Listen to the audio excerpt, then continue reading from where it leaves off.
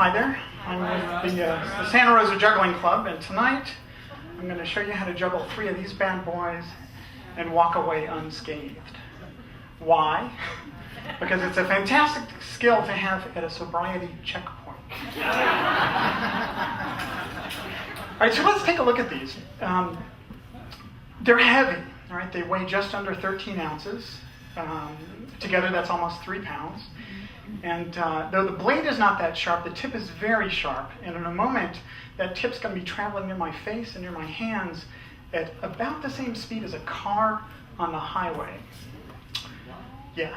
So I've been working with a woman named Kim who wants to learn to juggle knives. Imagine that. And so in order to learn to juggle knives, there are 3 things that she needs to be able to do. She needs to be able to juggle 3 balls. Fortunately, she's already mastered that. Second, she's going to need to be able to juggle 3 clubs. Again, lucky for her, she's already started that. And finally, she's going to need to be able to juggle those 3 clubs for 100 throws without dropping. So hopefully that'll give her friends plenty of time to find her a good mental health professional. All right, so to save some time, I'm going to use Kim's case as an example and assume that you know a little bit about how to juggle, at least how to juggle balls. And we're going to start at the same place she's at, how to juggle 100 clubs, 3 clubs for 100 throws without dropping. So when you break down the skill of juggling clubs, there are a few basic things you need to know. First, the first thing is the throw. If I were to give you a club, the very first thing you typically do is you throw perpendicular to your body at a 90-degree angle. To be able to juggle clubs, however, you have to be able to throw at a lesser angle to the plane of your body. So not perpendicular, but at roughly 50 to 60 degrees, something like that. Not like this, but like that. All right? So the second thing is you're going to need to be able to do that starting with each hand. All right? So let's grab 2 here. And there's a secret to juggling that I recommend when you're working on this is to simply say to yourself, right, left, left, right. Right is for when you throw with your right hand, left is when you throw with your left hand. So it looks something like this. Right, left, left, right. Right, left, left, right. All right, so that's really the secret to learning to juggle is that right, left, left, right. Then the third thing, in order to get to the point where you can juggle knives, is you've got to have a good, clean start and stop. All right? So in order to do that, I recommend taking 1 club, holding it with your thumb and forefinger, kind of like that. And then the second club you place right here. So you've got your 3 fingers and a point right here.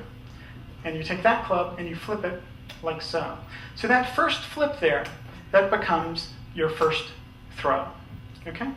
All right, so let's say that Kim now has all of these things down. She can juggle 3 balls. She can do that fairly well.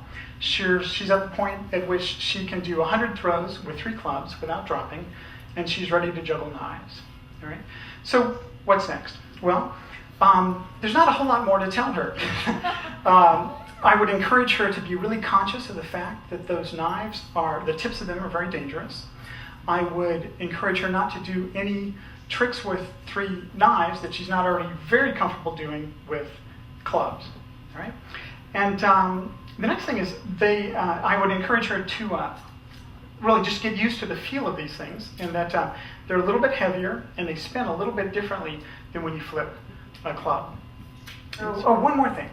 So if she decides she wants to do this in front of an audience, kind of like we're here tonight, there are 3 rules of thumb that I recommend. First, what was that? Actually, I need my later slides. Anyway, so the first thing is to make it short and sweet. If you juggle something dangerous for a long period of time, it no longer looks dangerous, right? So I remember attending a fire juggling workshop not long ago, and that was the first thing that they said is keep it short, keep it sweet. All right, so the second thing is to engage with your audience. Invite them to participate. Ask questions. Exactly. Back up a little bit. So so invite them to participate. Make a big deal about what you're about to do. Things along those lines. All right. So and then the last thing is to have some sort of ending, some sort of clear way of telling them that you're done. This could be a joke.